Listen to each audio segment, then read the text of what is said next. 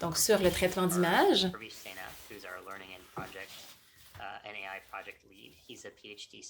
donc, qui fait partie de notre leader de IA et aussi qui est de Brain Inspired IA et tout ce qui est machine learning avec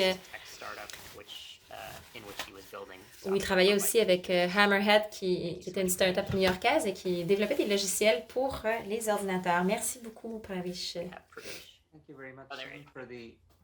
Est-ce que Pravish est avec nous? Oui, merci beaucoup. Merci, Tim, pour l'introduction. Je vais juste partager mon écran. Donc, je vais vous partager un lien Google Colab dans le chat. On va continuer le tutorat de la semaine dernière. J'espère que ce sera visible. Je vais vous partager le lien Colab. Pardon. Okay, so last week we just looked at basic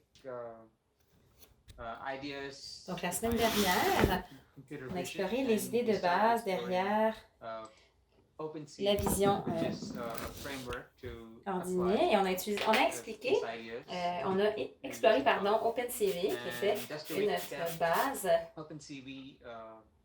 Juste pour faire un retour, OpenCV, c'est juste une bibliothèque de fonctions qui nous permettent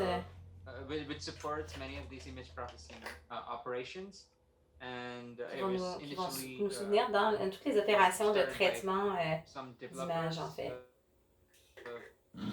qui a été lancé par certains développeurs dans la communauté Ethos et par la suite développé par d'autres collaborateurs. Et il y a d'autres bibliothèques que vous pouvez utiliser comme Scikit et tout. Mais peu importe la bibliothèque que vous utilisez, les idées demeureront les mêmes. Au niveau de la syntaxe et la façon de faire certaines choses vont peut-être changer un peu, mais le reste est assez semblable. Donc,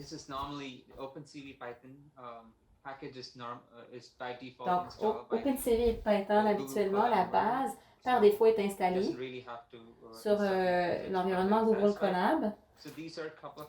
Donc, on n'a pas besoin d'installer quoi que ce soit à la base.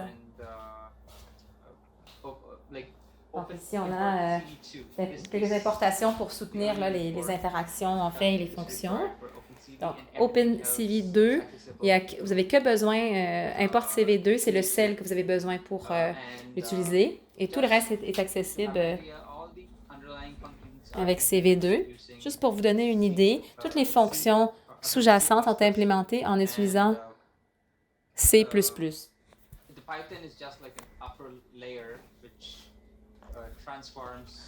Et Python est juste, en fait, une couche subséquente qui transforme ces fonctions, en fait, et qui permet de l'utiliser à travers l'informatique un peu plus rapidement. Ouais. Juste nous rapprocher ton écran.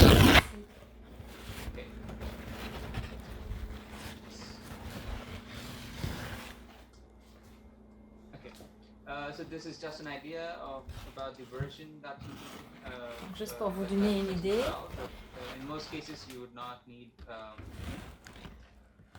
Dans la plupart des cas, vous n'auriez pas besoin d'une version spécifique, mais si vous travaillez avec d'autres bibliothèques, ça se peut qu'il y ait des petits pépins au niveau de la compatibilité.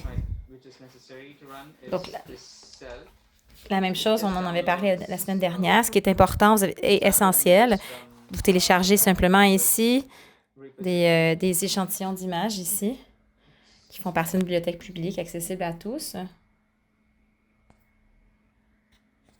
Donc, je suis en train de se connecter. Donnez-moi un instant. Je vais juste relancer le tout.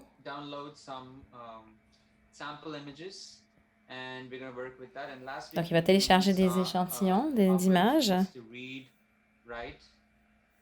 Donc, la semaine passée, on a passé à travers les opérations pour bien lire les images et bien les placer, les distribuer. et des idées de base de transformation d'image et de filtres. Aujourd'hui, on va regarder, on va explorer ça ensemble brièvement, mais on va se concentrer plutôt sur la détection optique. Donc, détecter certains objets dans les images. Et on va terminer avec la segmentation en utilisant un algorithme qui est utilisé très fréquemment, qui est implémenté dans OpenCV. Donc voilà, une fois qu'on lance ce clone, voici ce qui va s'afficher. Un échantillon, par exemple, d'images qu'on voit ici. Et on voit qu'il y a beaucoup d'images ici qu'on peut cliquer pour les voir, par exemple. On va les utiliser pour nos exemples.